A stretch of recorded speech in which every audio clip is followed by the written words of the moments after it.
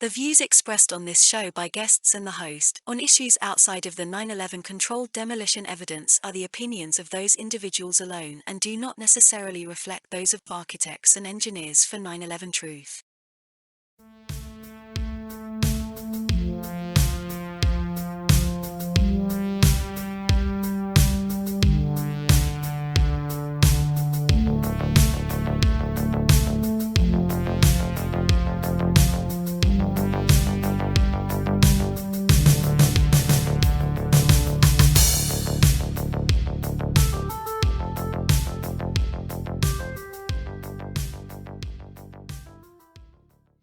Welcome to another episode of 9/11 FreeFall. I am the host, Andy Steele, and I am happy to have on here an all-star activist since the early days of 9/11 Truth. This is Syed, and he has a new article out on our website. That's it. I wanted to print it in color, but for some reason my magentas and yellow cartridges aren't taking. But the title of it is, How Many Architects and Engineers Will It Take? And you see a picture right there of Amy Goodman, get my depth perception correct there. And she was talked about a lot in the early days of the 9/11 Truth movement. A lot of people trying to reach out to her. And we're going to be doing a blast to the past because those were some critical years when this whole thing was first getting started. But let's give him the formal introduction. Syed is a 9/11 Truth activist and has been for quite a long time. His article, How Many Architects and Engineers Will It Take, was published this week at our website. We're going to be talking about that today, among other things. Let's bring him on in there. Adam, welcome back to 9/11 Freefall. Yeah, thanks for having me, Andy. So we're going to get into all of it today. I'm actually enjoying the subject with you. I'd like to go into the past. I've actually been looking at things from the early years of the 9/11 Truth movement a lot lately, seeing how certain things developed within the movement, but also how the media reacted to us and some of the changes in the infrastructures with which we get our message out. Very interesting to me and very dire, as I'll be talking about a little bit later. It's a lot tougher to get our message out than it used to be. Before we get into all that, though, remind our audience about yourself, who you are, how did you get involved with 9/11 Truth? Well, I'm just a humble musician and teacher. Playing and teaching music is how I pay the bills, and I'm able to just barely do that. I'm able to pay the bills, but I'm also kind of looking to maybe add some other career on in addition to music, so that I can take those vacations to the Great Barrier Reef and Great Wall of China and all the kind of stuff that being a musician sometimes does not allow you to. But as far as my journey with 9/11 Truth, I guess that, like a lot of us, I was quite glued to the TV when 9/11 happened, and in general, it did sort of make me snap out of the bubble that I was in at the time of just my own life. And I was in, late college at the time, master's degree, and just trying to hone my craft as a musician. And I was thinking about the up and coming professional years and the competition and all that. And this brought me, then I started to kind of take a little bit more interest in geopolitics after 9/11 happened. And yeah, like a lot of us, I was quite glued into the TV. And but as the years went on, and the questionable supposed links between Iraq and Al Qaeda, which turned out to be bogus, and then by the time we got to 2004. There was no weapons of mass destruction in Iraq. And by 2005, I don't know, maybe some of our listeners and viewers will remember, there was this thing called the Downing Street memo. Do you remember that? I do. And it said that by the way, does it look like I'm looking into the camera right now? I'm looking at your face. You know what? I'm looking into my camera. It's a little trick. If you don't look down at it yourself, you look down up at the camera. So I can't see, but you're doing just fine. So keep going. Yeah. So when the Downing Street memo came out in 2005, and it said, and it was to do with the Iraq War and the facts about weapons of mass, quote unquote, facts about weapons of mass destruction. And it said that the facts were fixed around the policy, meaning that the quote unquote facts about weapons of mass destruction were fixed around the policy of, going to war in Iraq. And I knew that on a number of other issues, largely reproductive science, but we won't get into that, but other environmental issues, I knew that the Bush administration had been anti-science. So it didn't necessarily strike me as logical that they would necessarily be pro-science as far as their 9/11 explanation. But when that Downing Street memo came out, I was at the point where I was like, okay, the Bush administration has lied about everything else under the sun. Should I really at this point believe that when they told us who did 9/11, that was pretty much the one and only time during the administration's history that they told us the truth? So then I started looking for any kind of evidence that might contradict the official story. And, it was around that time that David Griffin published the New Pearl Harbor, the original New Pearl Harbor. And I think even without looking for this specific evidence, even without saying, okay, I'm going to delve into what kind of evidence might be out there for 9/11 being an inside job or whatever. Back in those days, in some of my spare time, back when Borders books and music still existed, which I far preferred. I far preferred that over Barnes and Noble. But I would regularly browse the politics and current affairs shelves and the contemporary history shelf, and I remember seeing Griffin's book there, the New Pearl Harbor, which at first, just seeing the title alone, the New Pearl Harbor, I thought that it might just be some kind of standard, thing about, but then the subtitle was Disturbing Questions about regarding the Bush administration and 9/11. And so that made me do a little bit of a double take. And so I started, as I did many other times, I took it over to the cafe and bought a coffee with no real intent to buy the book. But you can guess, though, what happened. I was gripped enough that I did buy it. And then I think that for me, I think also Fahrenheit 9/11, Michael Moore's movie back in 2004, that came out in the summer of 2004.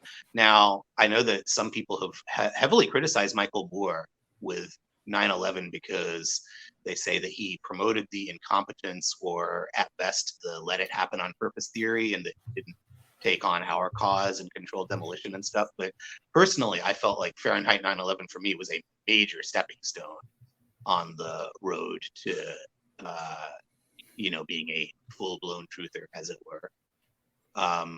It definitely made me realize that things were not as black and white as the mainstream media made things out to be. But ironically, what I think he did was he actually took so many news reports from the mainstream media. It was like the news reports themselves were the dots, but the mainstream media themselves weren't connecting their own dots. People like Michael Moore were doing it. And that's sort of, in a sense, also what Paul Thompson did with his timeline. Let's see. I said in my article that June of 2005 was when I very firmly became, that was the point where it was just the point of no return. And that was when I watched In Plain Sight and Painful Deceptions, which I also mentioned in the article. Yeah, I can remember watching those in 2006 or whatever on the internet. And when I saw Michael Moore's Fahrenheit 9/11, I was in a little tiny theater in Uzbekistan. Some Peace Corps volunteers set it up. And like for the time and like the level of understanding that I was in at that moment, that stuff seemed shocking.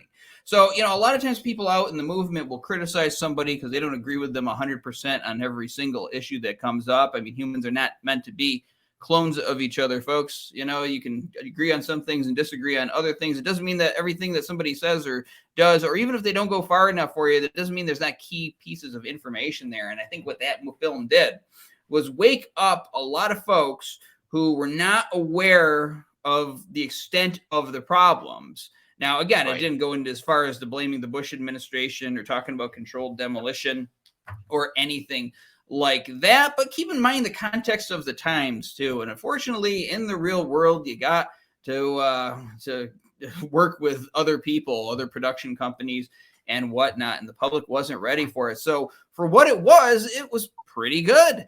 And it made me kind of take a double take and think about it for a long time. As I went about my days and weeks there. And one thing about that film is that even though he overtly doesn't go further than promoting incompetence, you know, that it was accidentally allowed to happen because Bush was taking too many fishing vacations. Yeah, on the surface, he says that, but I think it's almost impossible. I think it's virtually impossible to come away from that movie without concluding lie hop, at least. And I mean, I found it impossible to come away from that movie thinking that it was just accidentally allowed to happen. It just seemed, because he then delineates how convenient it was and how if it wasn't lie hop, it might as well have been, you know, because it gave them everything they wanted.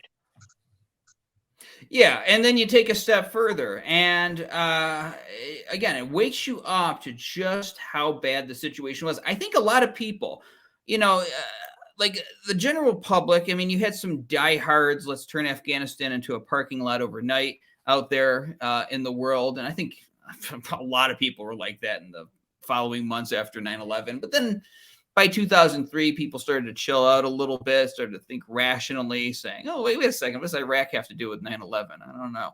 And and so by that point, I think a lot of people thought Bush was doing what he thought was the best thing and making excuses, saying, well, you know, he's the president. He knows things that I don't. We're going to trust him. I remember watching Colin Powell going before the UN on my birthday. My grandmother was in the hospital, sitting there next to her. We're watching it. He's got pictures saying this is a mobile weapons lab. They're these grainy gray satellite photos. I don't know what a mobile weapons lab is. Look at that guy. He's got all these medals on his chest. You know, he knows better than I do. If he says so, he's not going to lie to the world. I mean, nobody would do that. So, but they were. And they lied even bigger, as I found out later, waking up to the controlled demolition evidence. Yeah. So let's get to the overall thesis of your article, because you had written to us with this point, and we were like, put this in an article. This is a great point that we never thought of. I'm going to let you talk about it. Yes. So as I said in the article, I am somebody who has been around since before Loose Change went viral.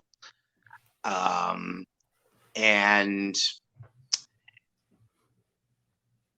yeah, I have seen the evolution of the movement. And I can remember that when Loose Change went viral, and even before it went viral, when people were on discussion forums talking about what David Ray Griffin was saying, and early films like In Plain Sight and Painful Deceptions were saying, the main arguments from the naysayers was, well, if you're so correct about this, then where are all of the architects and engineers? And particularly, they would say, where are the structural engineers who should be agreeing with you? Because back in those early days, a lot of, you know, lay citizens who were truthers were basically kind of saying, hey, turn off your emotional blinders and just maybe put the audio on mute and just go back and watch these buildings collapse. Just watch the videos. you should be able to wake up and realize these are obviously demolitions. And you would find on discussion forums, some people would say, yeah, these are demolitions, it's pretty clear. But then others would say, well, what makes you so sure? Are you a structural engineer? Why aren't all of the world's structural engineers loudly crying foul?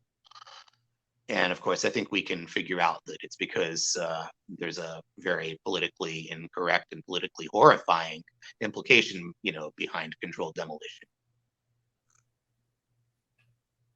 Yeah, I mean, people think that all these professionals are just going to automatically speak out. They think that even though the Constitution promises freedom of speech, there's also cultural control. There's also career control. There's also the sense that people have that says, well, it's not really my problem. It was horrible to watch on television and stuff, but the government's got its own engineers looking into this. I'm busy. I got my own thing to do. I'm not getting involved in this.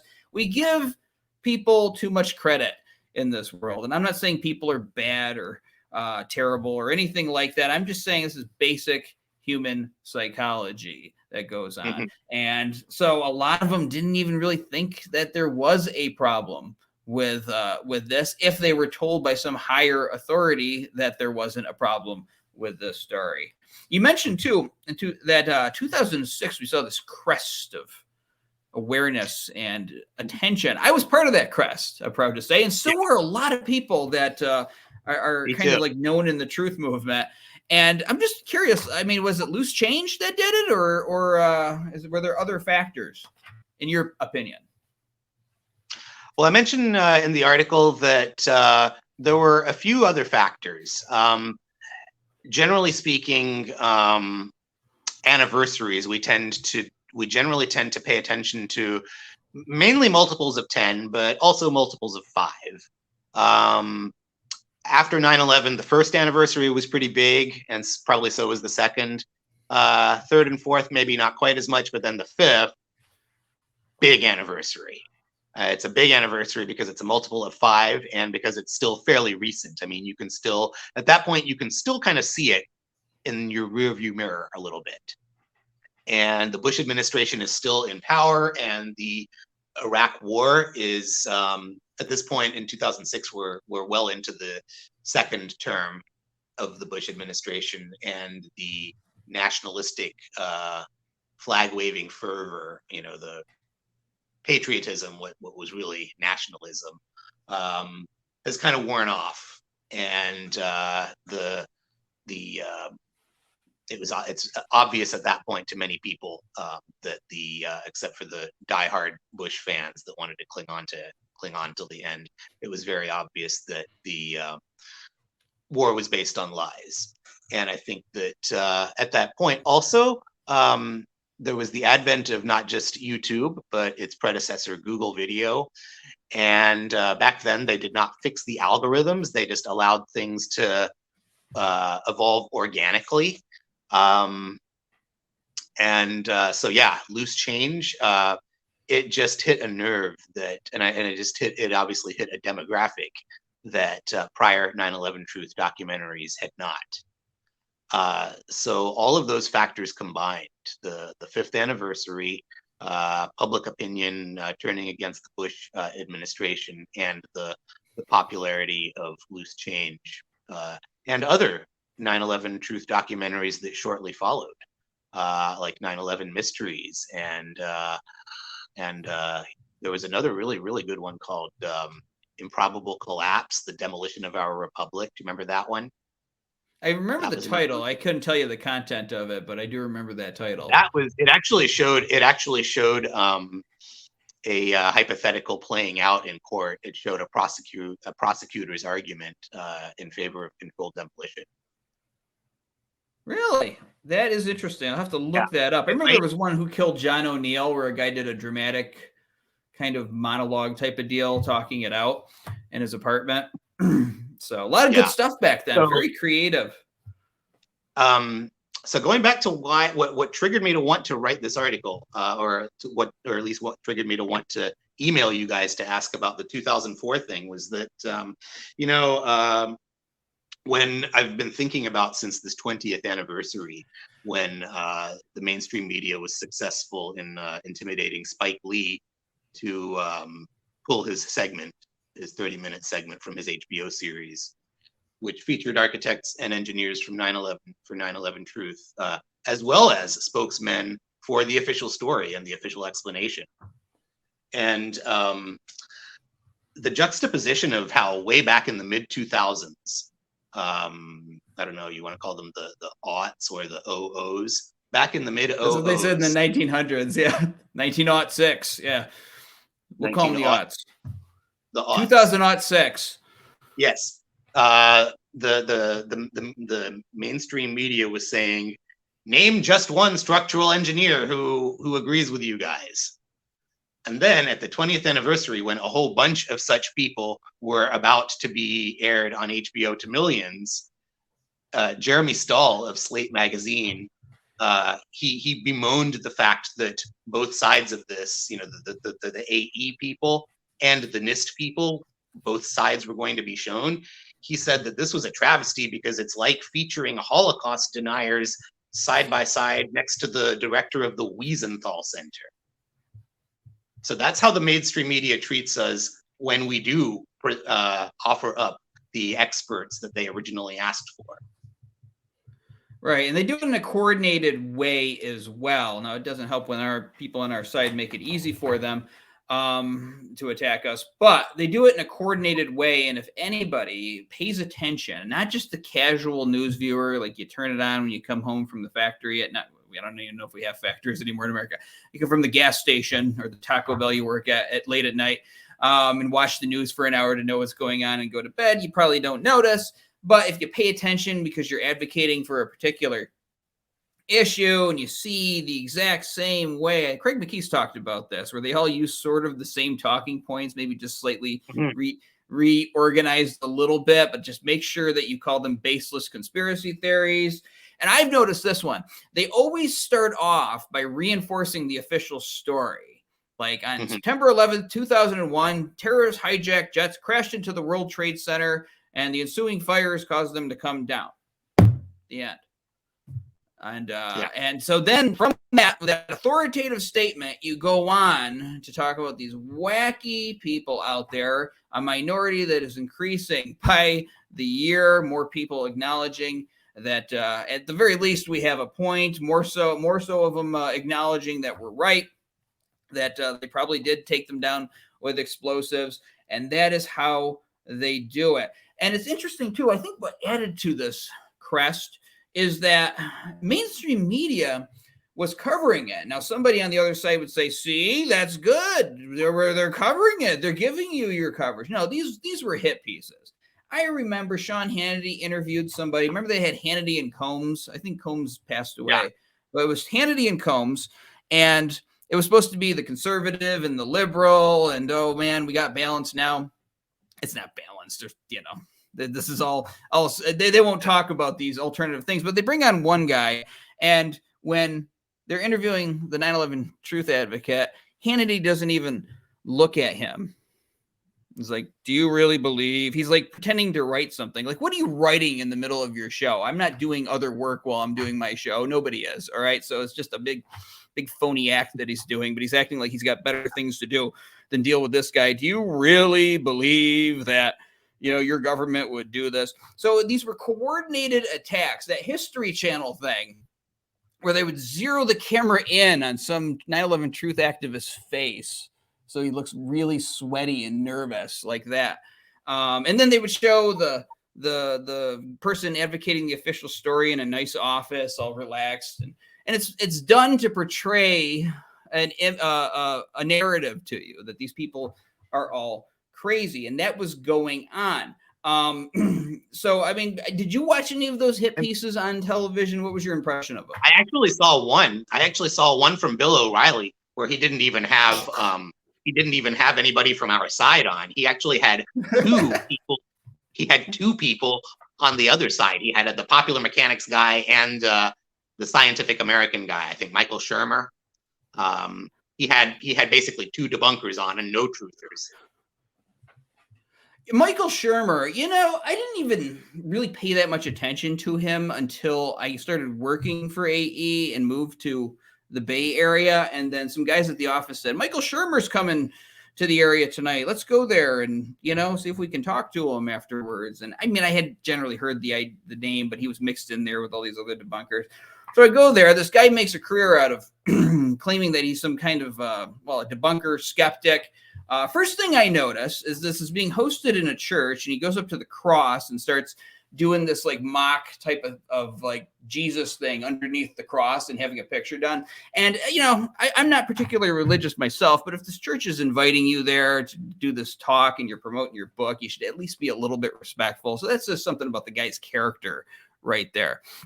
But also when he's talking about the official story, he's given the wrong official story. And this was, 2015. So the official story was pretty much established at that point. And this guy hasn't even bothered to do his research to know the official story that he's defending. And I'm not the type of person to do this. I don't know. I was in church. Maybe I felt the Holy Spirit that day. I just interrupted him in the middle of his talk. And I said that. Caused a big stir. Well, not a huge stir. It's not like there was a riot or anything, but it caused a stir. And anyway, then he was tweeting against truthers the next day. So I like to think I had something to do with that. But there you go. That is your mouthpiece out there of debunking people like Michael Shermer, who don't even bother to research what they are defending so that they can argue it intelligently. But it reinforces what people want to believe, who are going to go listen to Shermer speak. And Bill O'Reilly was terrible. This guy acted like 9/11 Truth was some kind of threat to the United States and to the world. So anyway, I've noticed too that that in the old days there were different ways of getting information. And I'm getting to a point here. I'm trying to make an argument here. But how did you get information back in those early days before Loose Change and before the 9/11 Truth group started coming up? There was one of my early pet issues in terms of political activism was legalizing cannabis. And there was a forum that I remember, the website doesn't exist anymore, but it was called Yahooka. And it was a cute little combination of Yahoo. I'm just getting it. I'm a little slow when it comes to those things. I just got it. Okay, please continue. Yeah. They had an activism and politics forum, discussion forum. And around 2004, 2005 or so, some threads started popping up there. And also around the time that I got into it, I was also going to mention earlier, I mentioned that I got into it in June of 2005, and I think it was around May of 2005. It was around this time that David Ray Griffin was his University of Wisconsin-Madison lecture broadcast on C-SPAN. It was on C-SPAN 2 Book TV, because at that time he was publishing his second book, which was called The 9/11 Commission Report, Omissions and Distortions. And so Book TV was actually promoting that book. He was an author that had just published the book, and so they were airing his speech about it. They often did that with academics in general when they were publishing an academic book and they were giving a speech about it. That speech was often broadcast on C-SPAN too, and so this was no exception. And it was around that time that I saw that speech. It was roughly around the same time that I saw In Plain Sight and Loose Change. In Plain Sight and Painful Deceptions. One of the things that I think was floating around that discussion forum and other discussion forums at the time was, you might remember that old Pentagon strike flash video. It had some pretty spooky music, and it hypothesized that a missile hit the Pentagon. I mean, I don't necessarily think that the missile conclusion was correct, but I think that that was another video that got people really questioning the official story, that were digging into the subject, people that were on the internet and digging into the subject back in, say, the pre-YouTube days. That I think that, along with, go ahead. No, I was just going to say, I want to just bring everybody's attention to this thing that I have noticed, having been involved since, I think, 2006. I didn't write down the date because I didn't know I'd still be doing this in 2023. But in the beginning, I came in when there was already We Are Change was forming, and you had those exciting videos with Luke Rudowski confronting somebody and then running to the subway train, and you know that he obviously got away with the camera. We didn't have a cloud back then, but you're still like nervous, like run, and he would confront somebody about 9/11 truth or whatever. And then there was like these 4 9/11 truths groups being formed, and there's a lot of them that formed that didn't really take off very far, but there was this excitement going on. And you notice there was a lot of blogs, and then it sort of evolved over the next couple of years where I remember there was one, Tony Cartolucci was a great blogger talking about geopolitics and stuff. And I think it was the Land Destroyer Report. Now he might still be going. I haven't looked in a long time. The thing is that, like, with all of these independent blogs out there, they became, they were easy to find. And so people would sort of link to each other. And that's how this stuff spread is, you like this guy and then that guy likes that guy. So you're like, oh, I should check that guy's stuff out. And then everybody sort of started using Google Blogger, and it became like the standard thing that everybody used. I remember that orange bee. And then like blogs disappeared. Like I have a hard time finding blogs now. They don't even have also, like blog search. Well, and I think that the truth movement for several years, it seemed like 911blogger.com was a central convening spot. And for a while, things went really well. Things were really great there. And then, unfortunately, the infiltration became a little too cancerous, and a lot of people that were not outright banned. For a lot of us were I mean, there was like a huge stink back around 2010-ish about how the moderators were just outright banning those that insisted that a plane did not hit the Pentagon. They had taken this mantra that it made us look foolish and irresponsible in the eyes of the world to say that the plane didn't hit or that it flew over. And that you're not allowed to talk about that. I'm not allowed to talk about that. You're making the movement look stupid. So you'll be banned if you go down this road. They didn't say it quite like that. But they used some very shady tactics. My point, besides that issue, just over the years, there were so many people in the comments that actually were violating rules, but allowed to keep posting. But they were generally making arguments in favor of aspects of the official story. And I think that a lot of genuine activists eventually just got so turned off that they just left. And after a while, it was a ghost town. So, of course, granted, people are also going to do activism for a while intensely, and then they might move on to other things and allow their activism to recede. So that could be part of it too. But there was definitely, I think, a lot of infiltration that caused people to be turned off and leave and throw their hands up in hopelessness and say that the movement is infiltrated beyond repair. Well, my thing is, and I don't get into the Pentagon or that stuff. And if somebody thinks the plane hit or didn't, I don't care. If they got good information on controlled demolitional feature, my issue is the tactics that some of these people have used, where they just appear to everybody. It's sort of like that book / miniseries It, with the clown with a look into the storm drain, and there he is. Hiya there, and it's like for every new person that comes, like this clown appears and wants you to watch some 5-hour presentation on how this plane actually hit it and stuff. And it's like they spend more time trying to get everyone to focus on this. And if you think it's such a divisive topic or that you think it's so out of line, then just let it go, because they're the ones perpetuating this. And I just lost patience with this because they tried this with me. They tried to force me to cover this on my show. They didn't get really far with that. So then I became the target of all of that.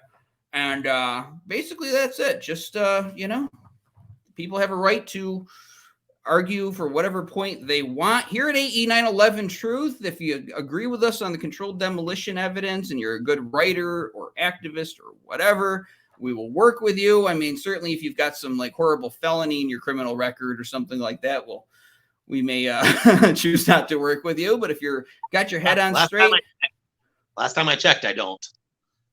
Well, there you go. There you go. So basically that is my policy. You know, it's like a damned if you're doing, a damned if you don't type of thing, because obviously I don't want to bring on somebody who's arguing that, you know, that all the world leaders are a lizard underneath their skin or some crazy stuff, or they're, you know, whatever from some other planet.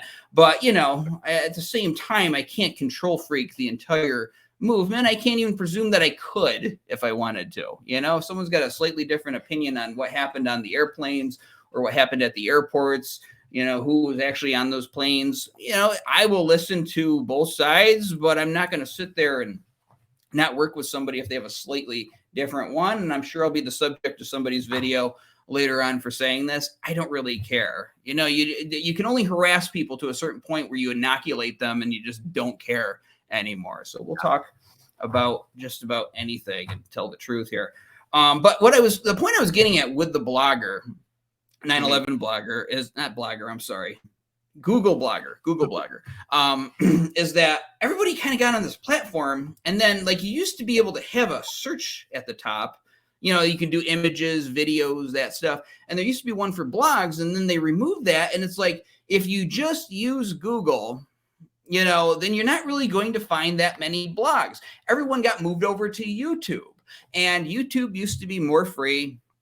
Google took it over. Now, when you do a search on Google, the algorithms, we've covered it in the past. We had Zach Voorhees from Google on here to talk about it. The algorithm censoring out whatever Google deems isn't the truth, according to them and their agenda. So my point is that this seems to be a tactic, is that when you have a bunch of people running around different sources, talking about a particular issue, you get them all onto one platform, and then once they're all under your tent, you can sort of control them. And I think that we get the most truth when the jar falls on the floor and breaks and all the marbles go off into different directions. Will there be some crazy stuff? Yes. Again, I'm not the emperor of the world. I can't control freak what everybody does out there. However, you can still get some pearls from this person and that person. You know, you sift it out for yourself. They don't want to trust anyone to have their own discernment.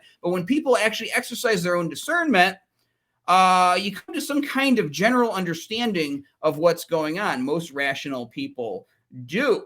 So I want to see us go back to that. No, you can't take another organization's logo and then attribute it to things that you personally believe in, if that they don't. But if you create your own logo and do your own thing and identify just as yourself or your group, that is a good thing. And we need to go back to that, because there is an effort to try to take control of the entire truth movement and centralize it and all of that here.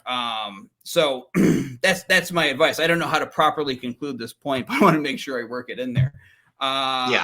So basically what we've established here in your article, it's a great article, very impressed by it, is that debunkers, people in the media, they're hypocritical, they're phony. I mean, no shock to us. We've been around a long time, but that's basically what they are. So what do we do with that? What do we do? Because, again, pigs are always going to oink. Dogs are always going to bark.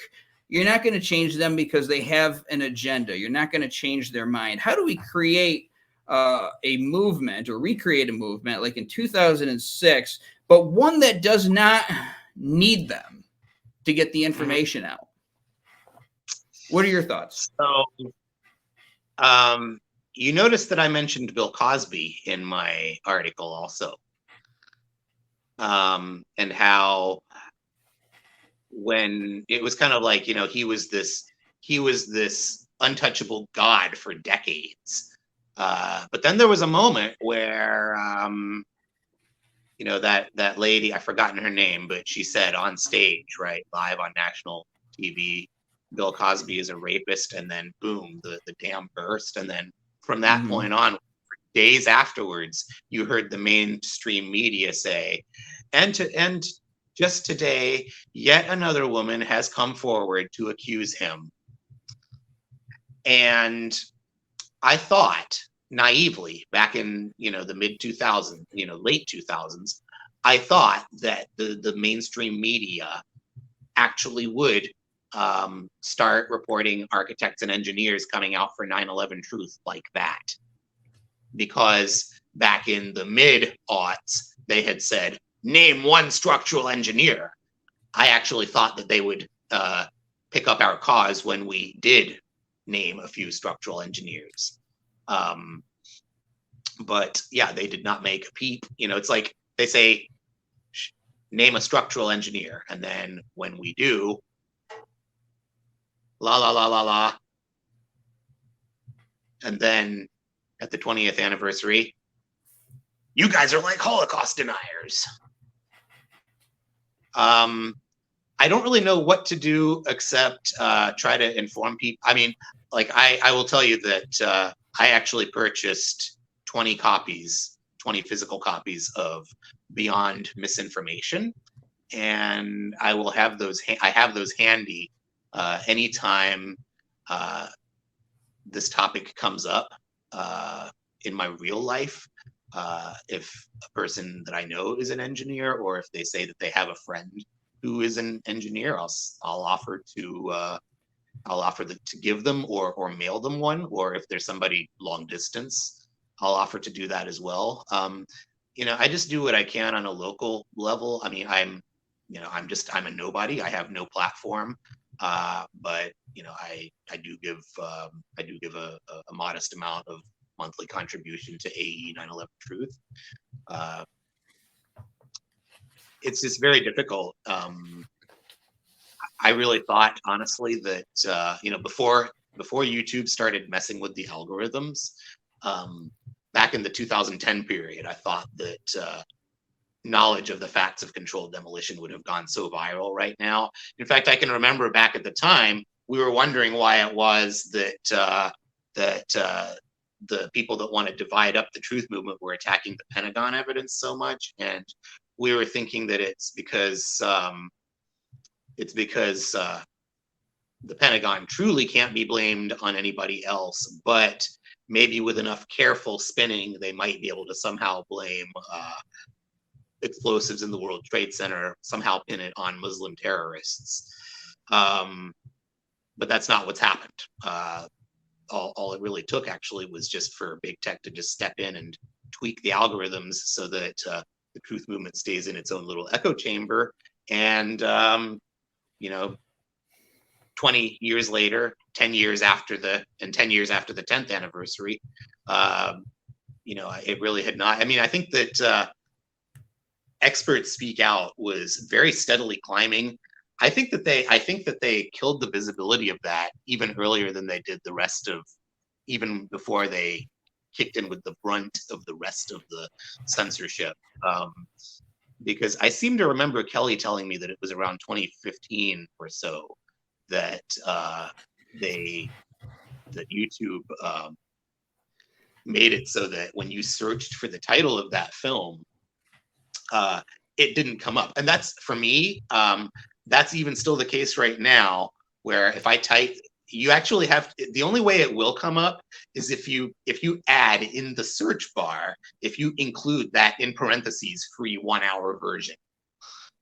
But if you just type in 9/11 explosive evidence experts speak out, it gives you, it will yield the video, but it's of this unofficial upload by somebody else, and it has barely 10,000 views.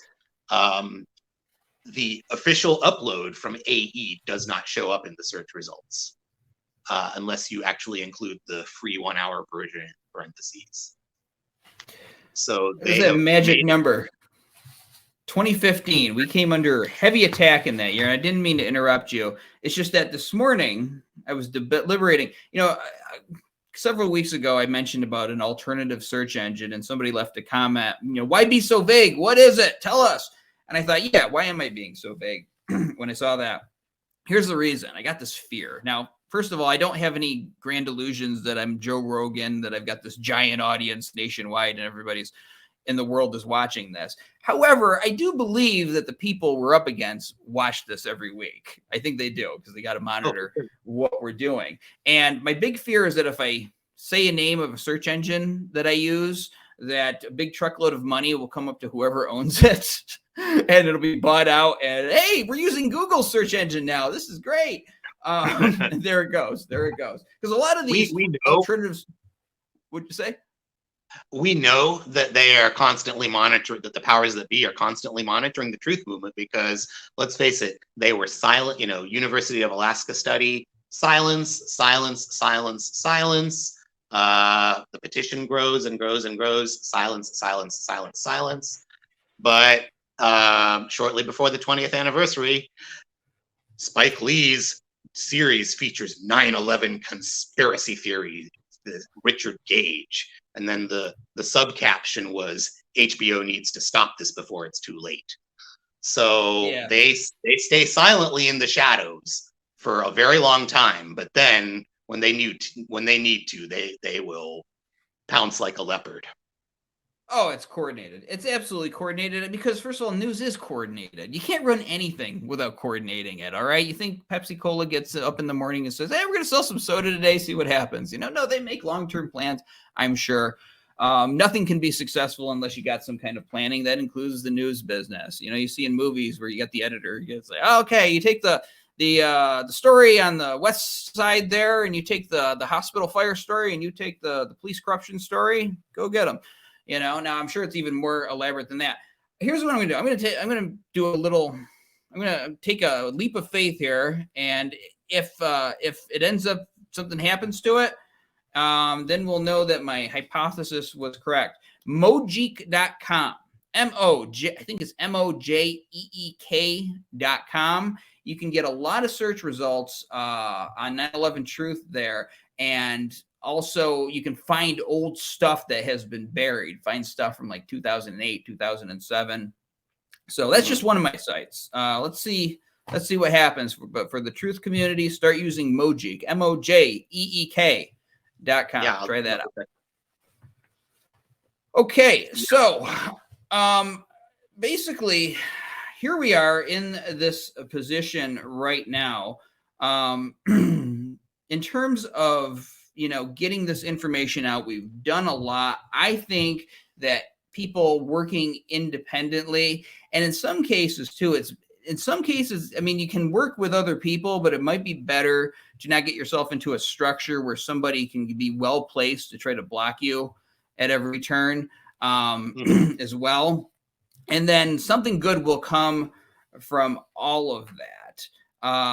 In your view, as 9/11 truth activists, or any kind of activist, I don't think there's anything wrong with talking about other issues as long as it's based on actual fact. There's a lot of stuff.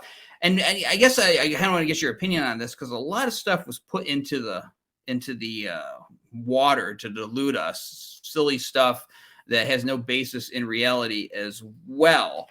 How much do you think that is being done on purpose, or do you really believe that people think that there's, bird people from another planet? That's a real thing. I'm not just making this up off the top of my head. There's people out there making this claim. I don't even think they really believe that. I think that they're basically, I think they're just trying to make a buck by peddling some nonsense. But this gets mixed in. And I also noticed this too, is that people who believed in this bizarre stuff were being called the truth movement.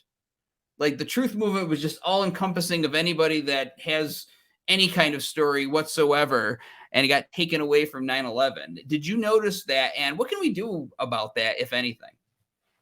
Yeah, I I've noticed that when I go, for example, to the AE 9/11 Truth Facebook page and I go into the comments on just about any thread, there's always one commenter constantly saying, when will AE start taking seriously Judy Wood and her justification theory?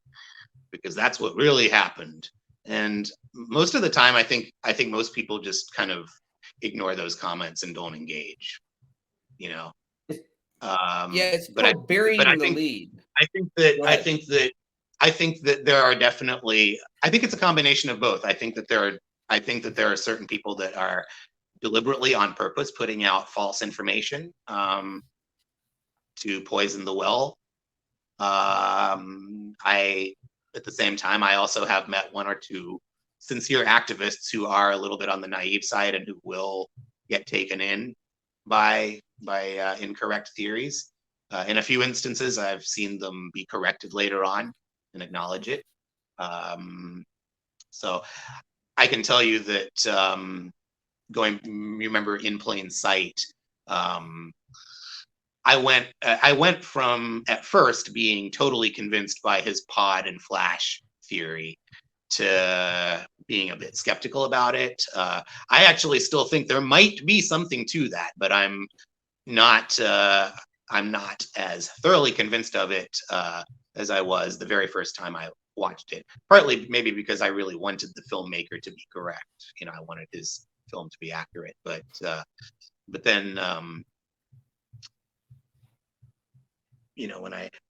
have to tell you, I was never, despite his narration, I was never totally convinced, even on my first watch.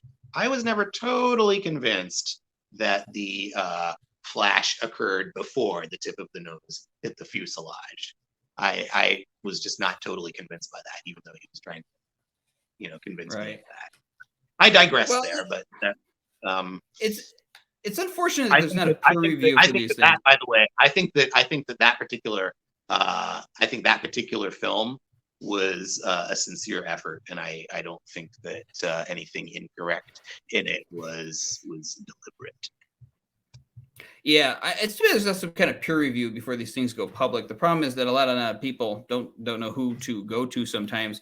The other thing is too, like whether they're people deliberately putting out there. You're talking about some people will put like crazy comments. Sometimes it's if there's a comment that that the other side doesn't want to see, they'll have a bunch of crazy things that are not relevant to whatever the post is put up there to try to bury it and push it down and create this big glob of just comments so you can't see. That also happened a lot at 9/11 Blogger.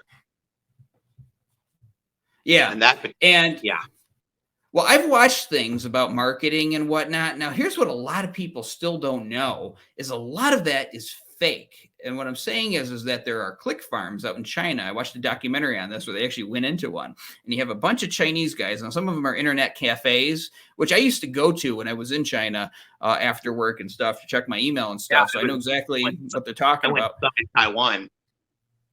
Yeah. And so they've been some of them have been converted over to these click farms. And what you do, you pay this business. So let's say I put up 9/11 FreeFall with Adam Syed tonight, and I want to get 1 million views. I give some money over to them, and these guys will just go there and click on the video. It's a whole room full of them, right? And you can also buy like used Facebook profiles, and you can buy used Google accounts and stuff to give fake give fake comments. And with the AI and everything, folks, this AI, I used to dismiss it, I used to think people were talking about Terminator or something. The machines are going to rise up and kill us. No, there is a real danger to our civilization and our society as a result of this, because it's getting so smart. And I don't think humans should be able to just get everything that they want from a computer, but you can actually program them to sort of be like an artificial intelligence. And so, they can leave comments in response to things. It's getting really good. So some of this may not even be like a giant, network of real people doing this. It could be 5 people just programming bots to go out and, keep this stuff buried, or bombarded with a bunch of negative comments. It's crazy. So here's the thing. I don't want to spend the rest of my life, though, arguing with people online who may be real, may not be real. That is no way to go and live a life, bickering with people online. I was going to mention real quick on YouTube, on various videos, whether they're truther videos or debunker videos, or sometimes just neutral videos, like say videos of news footage of the day. There are certain people that there are, I won't even mention their handles, okay, but there are a few specific profiles that it seems like they are monitoring 9/11 related videos 24/7 and are always they're always there to pounce on anybody who might leave a pro 9/11 truth comment. And the it clown. Yeah, and I don't think that these people are just people with too much free time on their hands and have nothing better to do. I think these people are probably getting paid. Well, if I don't like somebody or I don't agree with them, I don't spend that much time on them. I don't think I'm unique in that. I think that's most people. So anybody that's zeroing in on you and stalking you is doing that because they have an agenda, right? Typically, if somebody, if you don't like somebody, you just kind of like, well, forget them, and then go off into some group that you're accepted in or whatever.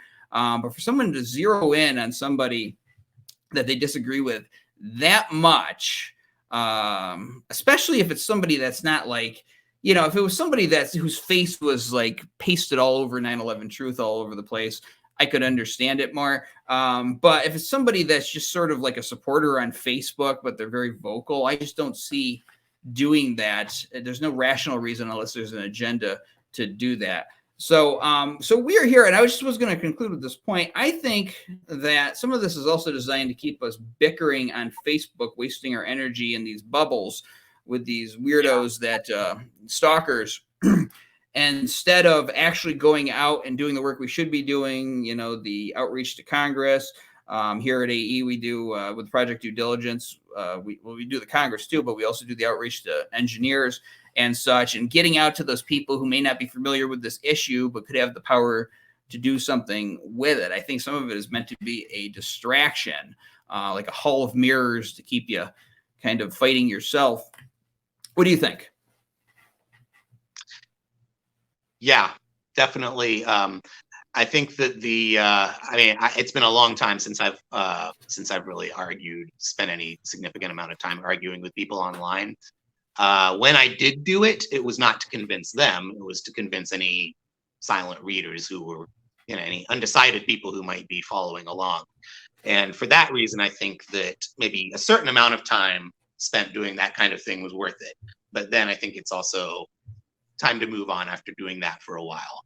I actually remember way back when 9/11 Blogger was still good.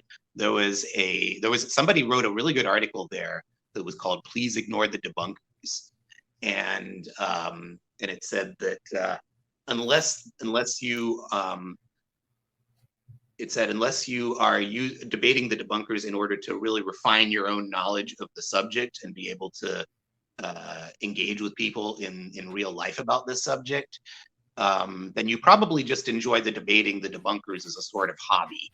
And please don't, because time is precious in this movement, and there are better ways you could be spending your time. And that's true. I mean, anytime that you are arguing with somebody like that, or anytime you're trying to tell somebody that the space beams theory is crazy, that is a minute that you are not spending letting somebody in the general wide world know about Building 7.